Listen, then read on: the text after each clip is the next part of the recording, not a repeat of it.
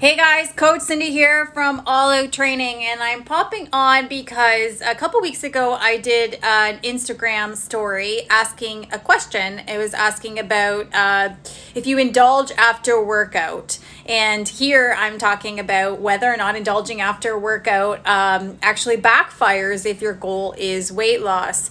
So the question was looking at if you reward yourself with food after you've exercised, or for your exercise habits or your exercise efforts. And the Instagram poll that we ran was 76% of you had popped on and said, yes, you reward your exercise habits and efforts with food after you work out. So this strategy may work for some of you because maybe you're already well versed in logging your food, calculating your required calorie intake, for example, and really knowing how many calories are burned in the exercise that you do.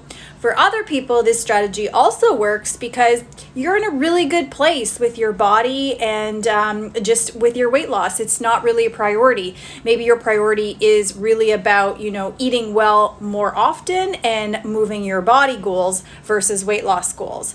But for those of you that have weight loss specific goals, this is where this strategy might be backfiring or stalling or maybe even sabotaging your efforts. And the reason is because people underestimate the calories in food and overestimate how many calories they're actually burning in the exercises that they're doing. So here's what we know about weight loss. What we know is that when you consume more calories than you burn, your body tends to store those extra calories as fat, and therefore you gain weight. We also know that when you burn more calories than you consume, your body will pull from the fat stores for energy, and therefore weight loss happens. So for you to lose weight, we need to find a way to tip the energy balance in favor of what you want to see. But when we underestimate how much we eat and overestimate how much we burn through exercise, weight loss is likely to stall out or stop altogether, and that's when you start to feel frustrated and throw in the towel. So here's the thing, if you're using food as a reward, we usually do so in two different ways: as a motivator to begin exercise or as a treat earned after the fact. But if you're trying to lose weight and reap the many benefits of exercise, these two approaches just don't work. Often you end up replacing the calories burned with empty calories that really don't have a lot of nutritional value and that don't help you rebuild your muscles, replenish your electrolytes, or build that tone look that you want. That's what you want the post-workout meal to do. So there doesn't need to be a punishment and a reward scenario here, does there? How can your exercise and food experience be reframed to be reward? And here's what I mean. We all know exercise is good for us. It's part of the weight loss equation if that's your goal. We also know that eating in a calorie deficit while eating whole and nutritious foods is even more important and part of the weight loss equation if that's your goal. It's easy to get caught up in the dialogue of, I worked hard, I deserve this, I worked out today, I'm eating this, I burned this many calories and therefore I can eat this. And it's really faulty thinking. It's the leaky faucet in your plan that keeps you feeling like you're spinning your wheels. But I get it, because food was a reward for me growing up too, right? So I got a good grade on a test. I was rewarded with ice cream. I crushed the big game. We went out for burger and fries with the team. I did all my chores. We would head out for a date night for cake.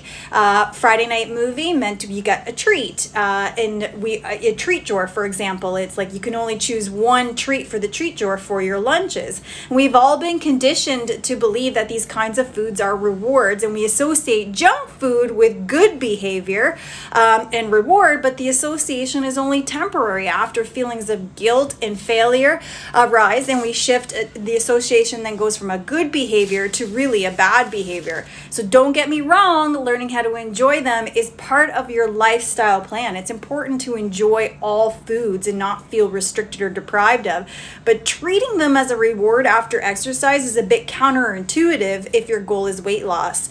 It's one of the habits to blame for the slow or stalled weight loss goal or progress that you would like to see.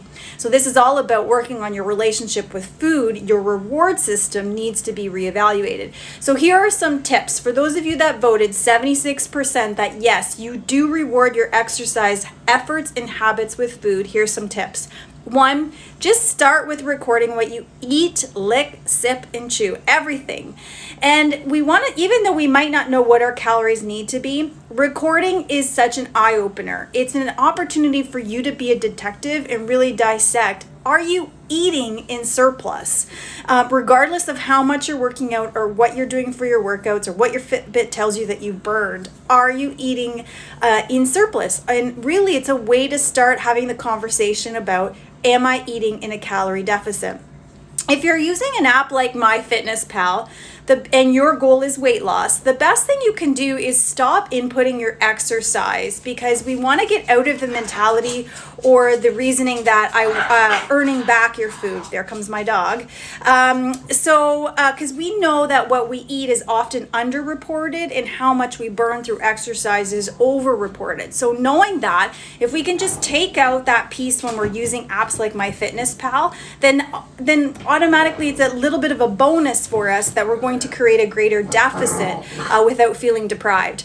Create a list of other rewards that you can use that are not food-based. And I'm going to tell you that if all your rewards generally are food-based, this is going to be a really tricky one for you. It's going to be really hard, because if you're just used to relying on food for rewarding good behavior or as a motivator to do things, it's hard to come up with other reward systems. But it's important to lean on other things. That food doesn't necessarily have to be a reward, despite us being conditioned that way. Start viewing exercise as a reward itself versus what you do after it's done or finally over with. If you feel like you need food as a motivator, as a reward, it might be time to consider what you're doing for exercise and changing it to be a different form of exercise that you actually enjoy. And ask yourself, are you hungry? How am I feeling about making this choice? Sometimes it's just enough just to pause a little bit, and that pause just creates enough space for you to notice that you have the opportunity to choose something different. And lastly, stop the restrictive dieting, because enjoying all kinds of foods, if you're saving these foods as a reward for exercise versus enjoying these foods in moderation all the time, maybe you'll feel less inclined to choose them as your post-workout food. So bottom line is, food is not a reward and exercise is not a punishment. If those two things don't ring true to you, then that's where the work begins. Not with a meal plan, not with a gym membership. It's looking at how can food not be a reward and how can exercise be something a bit more enjoyable for you. And we might tell ourselves that we deserve to have the treat or that glass of wine because of our good behavior, or that we need to work out harder or do an extra sweat session because of our bad behavior.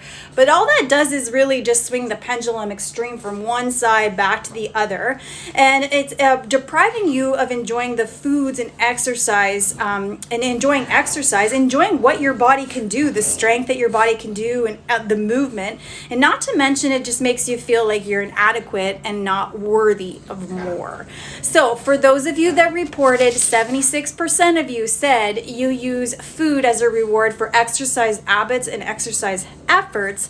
I hope this helps you evaluate why that might be a strategy that does not work for you if your goal is weight loss. And I always like to say if, because not everybody is on a quest for weight loss. Some of us are on a quest to be stronger. Some of us are on a quest to be more independent and in grace and in tune with our body as well, or just be whole. And some of us have goals of just eating better and just being stronger and moving better. So it's not all about weight loss. So that's why I say if in quotations, basically. But if your goal is weight loss, then it's looking at the calorie deficit, how we fall victim or prey to the fact that we underestimate how much food we eat or calories we take in and overestimate exercise.